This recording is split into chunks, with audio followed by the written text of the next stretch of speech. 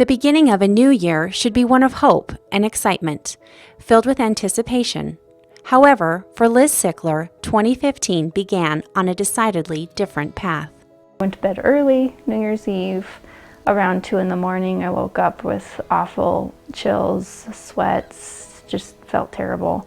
And then by 8 in the morning, I was coughing up blood. Liz's mom called to tell me that she was taking Liz to the emergency department. I just remember really focusing on my breathing a lot until she got there and until we got in to the ER at St. P's. As a physician's assistant, Liz recognized the signs of pneumonia. The week prior, she'd been sick with influenza and now realized that although her symptoms had lessened, something even more serious was happening. She came early in the morning and I was in the operating room all day until, I don't know, maybe 10 p.m. You know, I finished dropping my patient off, giving a report to Dr. Spangen, who was the attending intensivist at the time, and that's when she told me she thought Liz needed to be intubated, to go on the ventilator. She was that serious. I remember Ben coming in, and no one else was in the room, and he looked at me and said, "They really want to intubate you." And I was scared, crying a lot, because I know enough in medical, and no, people don't wake up when they're that sick. Just kept thinking, she's going to be fine, she'll be fine. But every once in a while, I would, you know, the thought would cross my mind that maybe, you know, she's, I realized how sick she really was. And yeah, the thought started to cross my mind that what if? I know for sure Dr. Spangen, stepping in and making sure, she made the right call for me to be intubated. Unable to speak, Liz was given a whiteboard to communicate with family and friends who were with her around the clock. She also remembers the exceptional care of the nurses in the intensive care unit. I had great nurses, and having people that care for you like that, it makes it that much better. Makes you feel really cared for. Liz remained in the ICU for 5 days, followed by 2 days of observation. After returning home, it took her several months before she regained her strength, but she remains thankful for the care of the entire ICU team. Thank you for taking care of me, for making sure I stayed alive, making it through all those days when I was really scared that I wasn't going to make it. They were looking out for us in a difficult situation for us, and we're very grateful. Alex Smith loves few things more than being outdoors and has always had a passion for motorcycles. In June, an evening ride on his new road bike took an unexpected turn.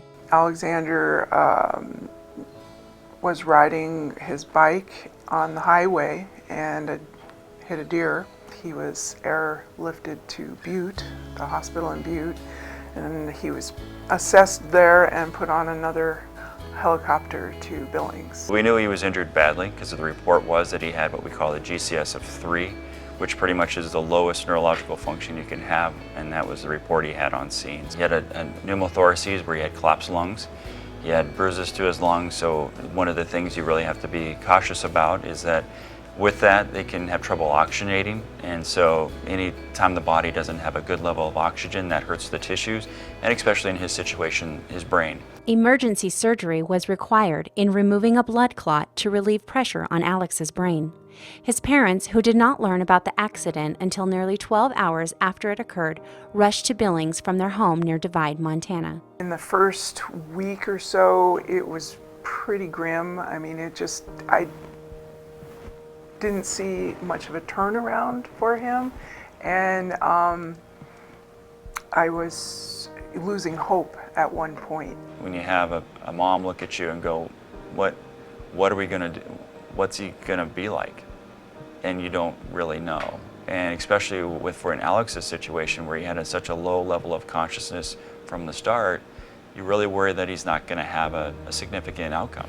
I remember Dr. Spangen especially just giving me so much hope and asking me to just, let's just, hang in there.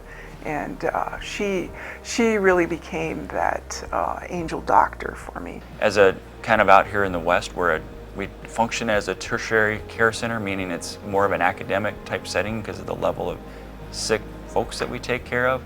And so to be able to take care of those folks and have good success, and as busy as we are and as full as we've been, especially this summer, even from a trauma standpoint, it's amazing what the team does. The care in the ICU, I mean, it's called intensive care for a reason, and it is. They're magnificent. Alex spent 11 days in a medically induced coma. In the weeks that followed, he underwent intensive physical, occupational, and speech therapies. Slowly, this 6'7" gentle giant regained the ability to not only stand, but to walk and begin to relearn life skills he once took for granted. Just 8 weeks after the night he took that fateful motorcycle ride, he returned home to complete the remainder of his therapy. I'm super thankful for the care that they gave here. There's just one little thing we can give back. It's to just thank you. I do have a lot of hope for the future, yeah.